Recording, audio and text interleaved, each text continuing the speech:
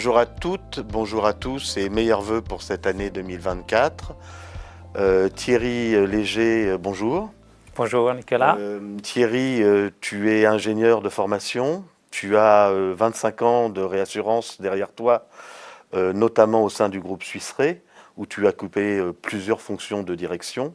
Et depuis le 1er mai dernier, tu as rejoint le groupe SCOR pour en prendre la direction générale. Merci de nous accueillir aujourd'hui pour ce second entretien de la PREF qui sera consacré au renouvellement 2024. C'est un plaisir.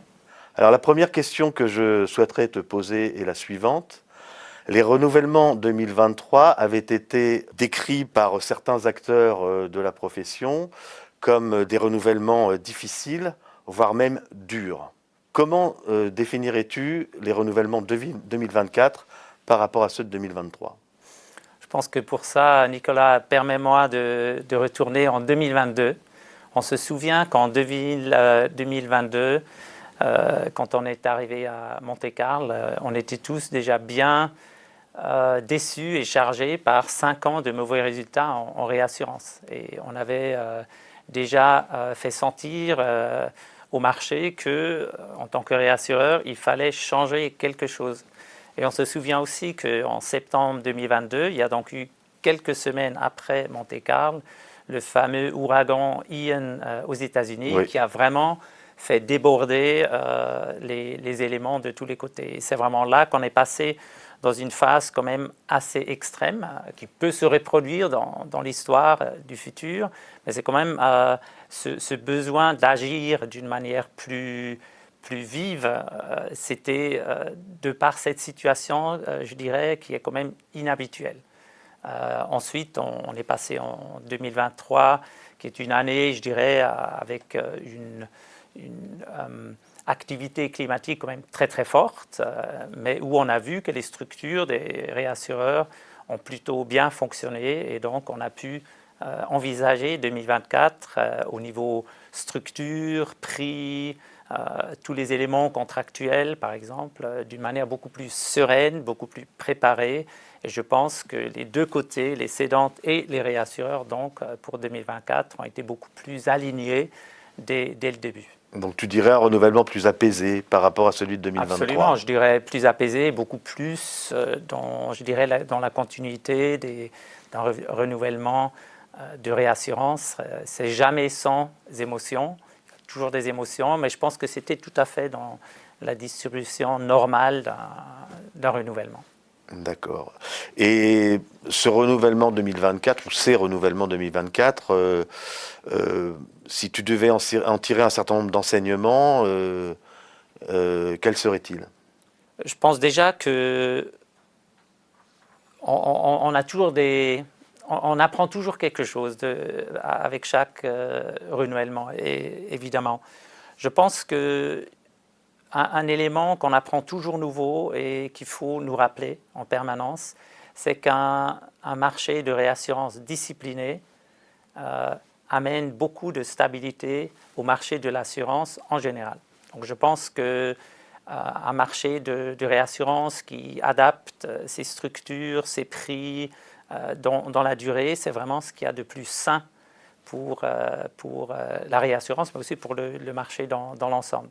Donc je pense qu'on a tous intérêt, cédantes et réassureurs, en fait, que la réassurance puisse se développer dans la durée. Ce qui veut dire aussi qu'il ne faut pas attendre, comme on l'a un peu fait auparavant, dans les années 2019, 20, 21, 22, il ne faut pas attendre d'arriver à un point de rupture comme on l'a eu entre 22 et 23. Il faut en fait travailler dans la durée et donner la stabilité qu'on est capable de donner en tant que réassureur au marché de l'assurance. Donc conserver une certaine discipline de souscription dans la durée. Discipline de prix, de structure, de contractuel, tout à fait. Et en termes de capacité, est-ce que tu considères que c'est un renouvellement où il y a eu la capacité nécessaire, où les réassureurs ont fait le job, quoi ? Oui, alors je pense que dans l'ensemble, déjà c'est une question qu'il faudrait poser à nos clients, à nos cédantes, mais de mon point de vue, il me semble qu'on a quand même globalement répondu à la demande de nos cédantes. Je pense qu'il y a toujours encore un peu un sentiment de nos cédantes que les rétentions, par exemple, en catastrophe naturelle, devraient être un peu plus basses. J'entends des discours sur le partage du risque et autres. Donc je pense que là, il y a toujours un débat et un désir des cédantes peut-être de se couvrir un peu plus bas. Et je pense déjà que c'est à chaque réassureur de décider, c'est un choix qu'on fait, c'est pour ça qu'il y a de la concurrence. Mais je pense qu'il n'y a pas eu beaucoup d'appétit pour une baisse des rétentions. Donc je pense que là, peut-être les cédants diraient que le marché de réassurance n'a pas tout à fait répondu aux attentes. Encore une fois, pour moi, pour des raisons justes. Oui, c'est le fameux débat entre couverture de la fréquence et couverture de la volatilité, Voilà. et où mettre exactement le curseur entre les deux. Voilà. Comme tu le sais, la PREF est d'abord une association de réassureurs sur le marché français. Donc j'aurais bien aimé avoir ton sentiment ou ta vision sur la façon dont s'est passé le renouvellement, plus particulièrement en France, notamment à la lumière des événements climatiques auxquels ce marché a dû faire face sur les 2 dernières années. Oui, comme tu le sais peut-être, j'ai travaillé sur le marché français il y a plus de 20 ans. Et donc c'est un marché que je connais bien, c'est un marché que j'aime beaucoup. Et encore aujourd'hui, évidemment, j'ai des contacts en France qui vont bien au-delà de, je dirais, un marché autre que d'autres marchés dans le monde. Pour moi, le marché français, c'est un marché très professionnel, très mature, avec des cédants, des acteurs en fait vraiment professionnels, expérimentés. Il y a clairement des liens qui ont été forgés sur des décennies, donc des liens très forts. Il y a un vrai savoir-faire dans le marché aussi. C'est un marché innovateur. La France a toujours développé des solutions innovantes qui ensuite ont été exportées. Le meilleur exemple, et je pense que les gens ne le savent pas, le meilleur exemple, c'est couverture aggregate. Donc la première couverture aggregate a été créée en France en 2004. Et c'était en fait sur une sous-jacente moteur automobile. C'est là la première fois qu'on a créé cette structure-là qui ensuite a été exportée à l'étranger et aux catastrophes naturelles. Avec des expériences parfois un peu douloureuses ces dernières années sur voilà, cette je pense couverture. qu'après, il y a tout un débat par rapport à ces solutions-là, mais je dirais que quand même techniquement, c'est une solution qui a ses mérites si c'est bien fait. Et le marché français, c'est aussi un marché qui est fortement dépendant des catastrophes naturelles. Donc les capacités achetées sur ce marché sont assez exceptionnelles. Donc ça rend ce marché, je dirais, particulier de ce point de vue-là. Et c'est également un marché très important en vie. Il ne faut pas oublier qu'il y a beaucoup de demandes aussi de ce côté-là. Donc pour moi, si je devais avoir une vision pour ce marché-là, je pense qu'on doit continuer à travailler main dans la main.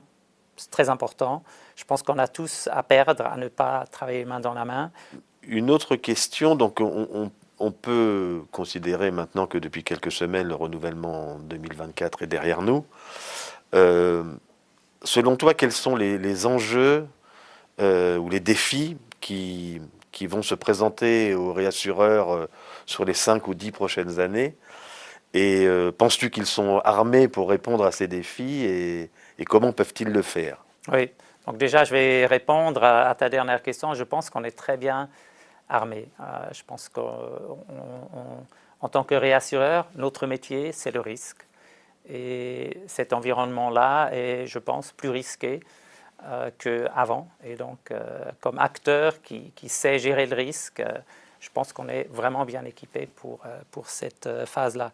Je pense que dans le court terme, moyen terme, c'est pas un problème, mais quelque chose qu'il faut garder en tête, c'est l'inflation. Je pense qu'on est un tout petit peu trop optimiste aujourd'hui par rapport au fait que l'inflation va disparaître. Et je pense en tant qu'assureur et réassureur, on doit quand même envisager la possibilité que l'inflation se remette un peu, revienne en 2024. Et si ça revenait, qu'est-ce qu'on fait? Donc je pense qu'il ne faut vraiment pas s'endormir de ce côté-là. Donc ça peut être un challenge dans les 1 ou 2 ans à venir. Soit ça va disparaître, soit ça va revenir un petit peu. Je pense que dans le long terme, ça devrait être résolu. Après, il y a le changement climatique qui restera avec nous dans les 5 à 10 ans à venir.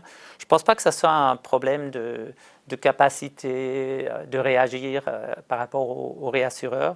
Je pense que ce sera beaucoup plus une question d'assurabilité. Donc, est-ce que les clients finaux seront capables en fait, de payer le prix qu'il faut pour la couverture, ou est-ce qu'il y aura même des maisons, des commerces qui seront plus assurables étant donné le changement climatique. Donc je pense que c'est un vrai sujet en France et je pense que c'est un vrai débat. Et pas qu'en France d'ailleurs, je pense, non, pas du tout. partout dans le monde. On le voit d'ailleurs en Californie, aux États-Unis, le même débat où déjà on voit la difficulté pour certains individus de se couvrir. Donc je pense que ça c'est un vrai débat pour nous dans les 5 à 10 ans à venir en France et dans le monde. Ensuite, on parle beaucoup de géopolitique. Ce qui me fait souci, c'est la polarisation des positions. Entre la position très sociale ou très libérale, ça devient toujours plus...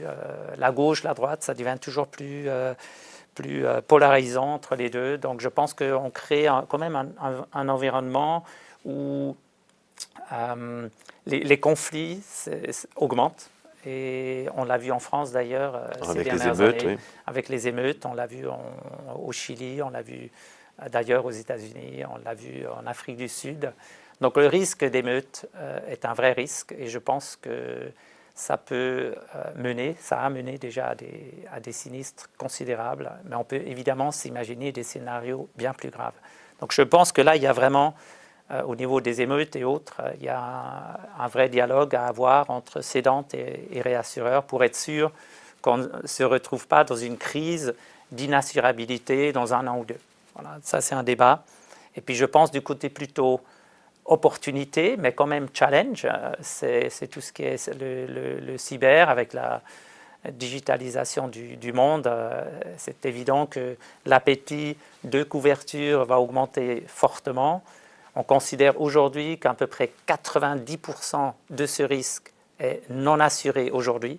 Donc c'est déjà un marché qui pourrait être 10 fois plus grand qu'il est aujourd'hui. Donc c'est aussi une opportunité, comme tu le dis. Exactement. Donc je te rappelle que c'est aujourd'hui un marché de 15 milliards de primes. Si on croit aux 90%, ça pourrait donc déjà être aujourd'hui un marché de 150 milliards. Et donc, c'est vraiment une opportunité énorme pour la réassurance et l'assurance. Le challenge est de trouver les modèles, les structures qui définissent un événement d'une manière précise. Pour un risque qui est vraiment... Enfin, qui pourrait être planétaire, quoi, qui est plus régional, qui n'est plus...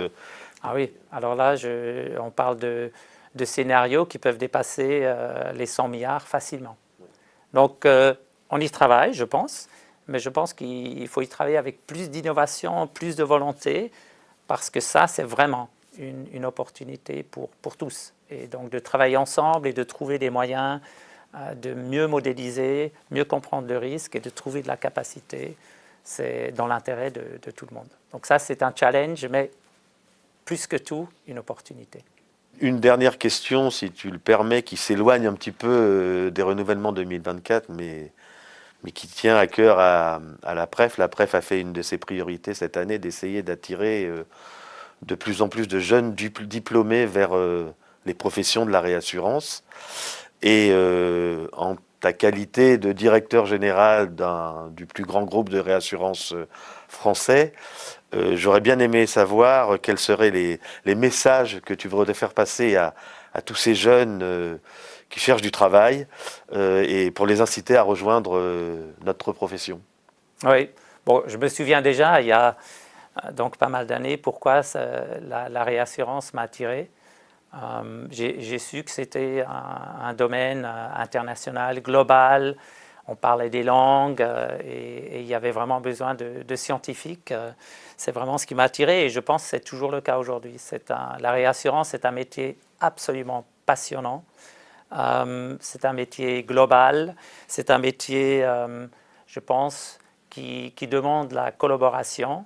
On travaille donc avec des personnes de divers pays, de diverses éducations et ça rend, je trouve, la collaboration encore plus intéressante que dans d'autres métiers.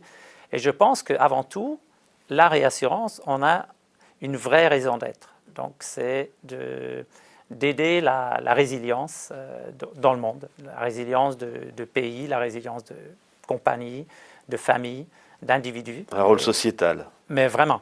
Et je pense que c'est tellement profond, cette raison d'être, que je pense qu'on ne peut pas assez la mettre en avant.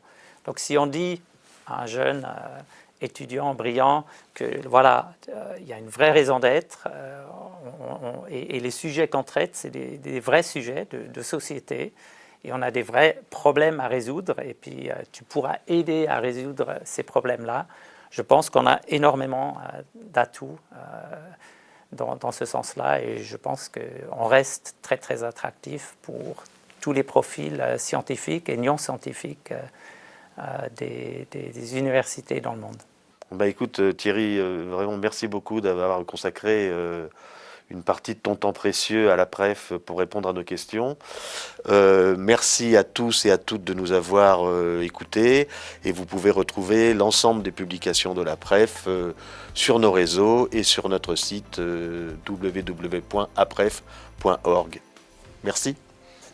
Merci à toi Nicolas.